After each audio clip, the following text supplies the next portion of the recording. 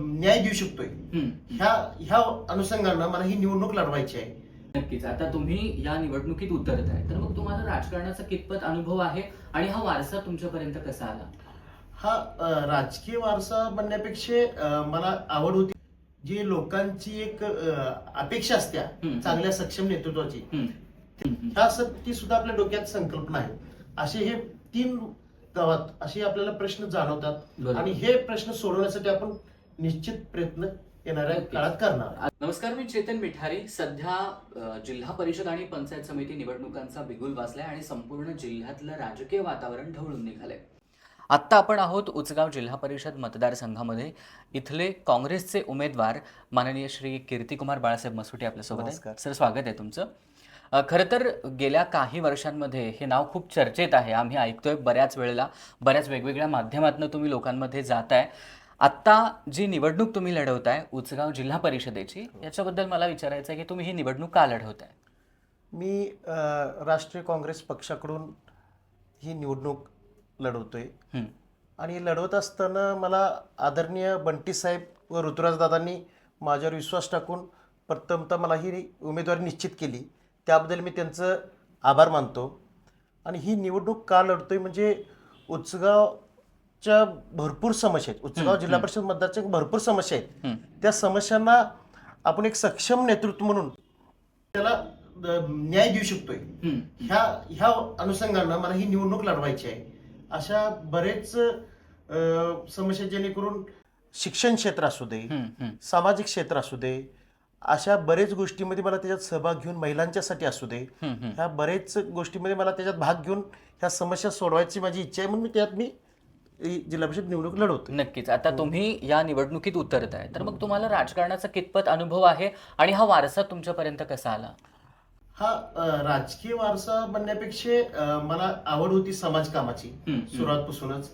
आणि समाजकामाची आवड असताना त्याच्यात 2007 ते 12 मी उचगाव ग्रामपंचायत सदस्य पदावर भोगलेला आहे. आणि 7 ते 12 मध्ये काम केलं असताना जी लोकांची एक अपेक्षा असत्या चांगल्या सक्षम नेतृत्वाची, ते मला लक्षात आले की आपण कसं सक्षम व्हायला पाहिजे, समाजकामात काय करावं लागतं आणि लोकांच्या सेवेसाठी कसं वागावं लागतं, कसं करावं लागतं, ह्या गोष्टीचा मला बऱ्यापैकी 2007 ते 2012 दरम्यान आलेला आहे. त्यामुळे त्या अनुभवाच्या जोरावरती मी ही निवडणूक लढवतोय. मला वाटतं की आपण ग्रामपंचायत सदस्य होता आणि आता तुम्ही जिल्हा परिषद लढवताय. हा फार मोठा एक टप्पा आहे.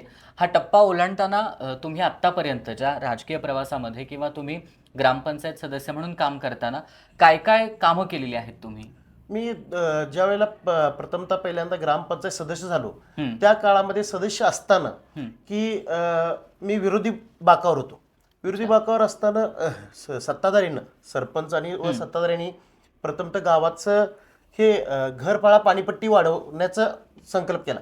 त्याला विरोध केला, आपण आंदोलन केलं, उपोषण केलं आणि ते थांबवलं.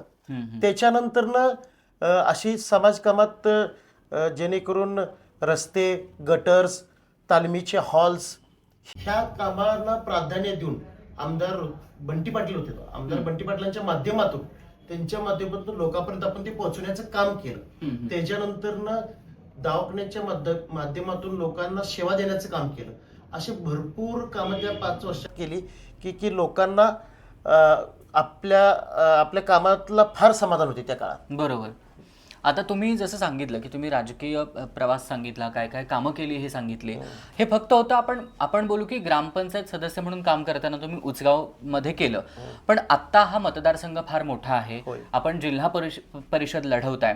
तर मग या सगळ्यामध्ये आजूबाजूची जी गावं आहेत जी या जिल्हा परिषद मतदारसंघामध्ये समाविष्ट आहेत, तर या गावांमधल्या समस्या तुम्हाला काय जाणवतात? नाही, आता ह्या जिल्हा परिषद मतदारसंघामध्ये संपूर्ण उचगाव, संपूर्ण सरनोबतवाडी आणि गांधीनगरचा काही थोडा भाग, ह्याच्यात मी प्रचारादरम्यान फिरत असताना, लोकांच्या गाठीबिटी घेत असताना लोकांच्याकडनं रस्ते, गटर्स ह्या तर समस्या येतच असतात. बरोबर.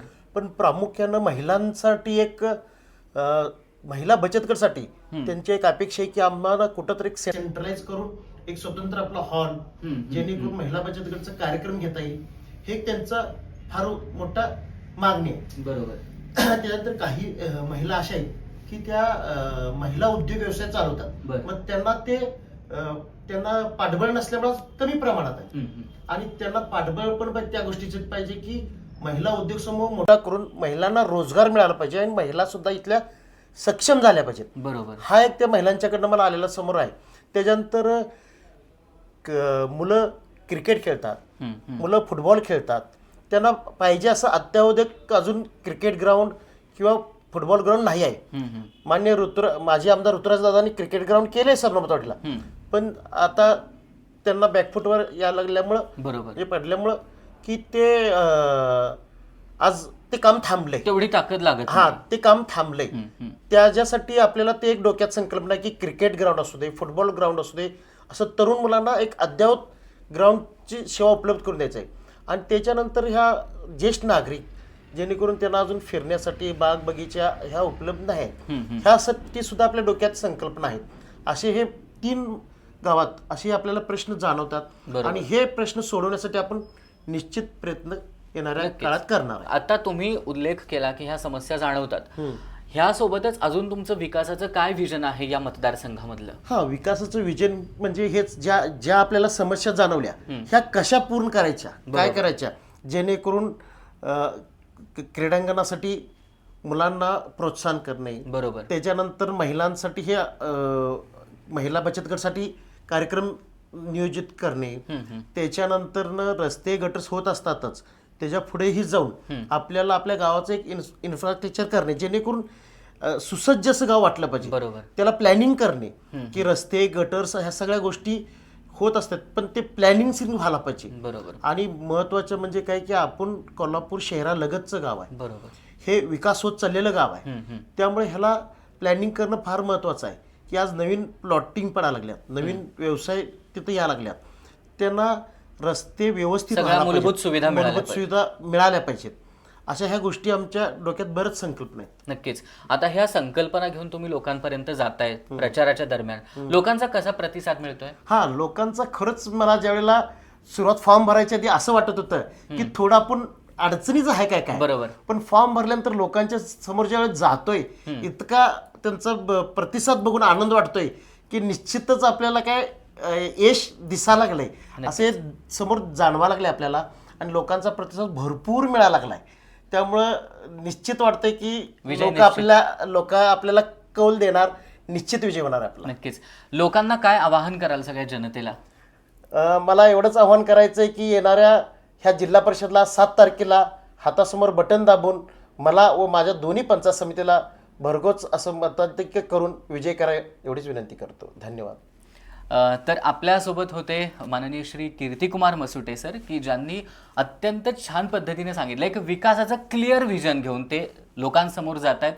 या जिल्हा परिषद मतदारसंघाचा कायापालट करण्यासाठी ते कटिबद्ध आहेत आणि सरांच्या चेहऱ्यावरचा विश्वास, त्यांच्या चेहऱ्यावरचा एक ठाम निश्चय दिसून येतोय की आपल्याला मतदारसंघामध्ये बदल नक्की घडवायचा आहे आणि तो बदल आता तुमच्या हाती आहे. येत्या 7 तारखेला तुम्ही हाताच्या समोरचं बटण दाबायचं आहे आणि जिल्हा परिषदेचे तसेच पंचायत समितीचे दोन्ही उमेदवार निवडून आणायचे आहेत.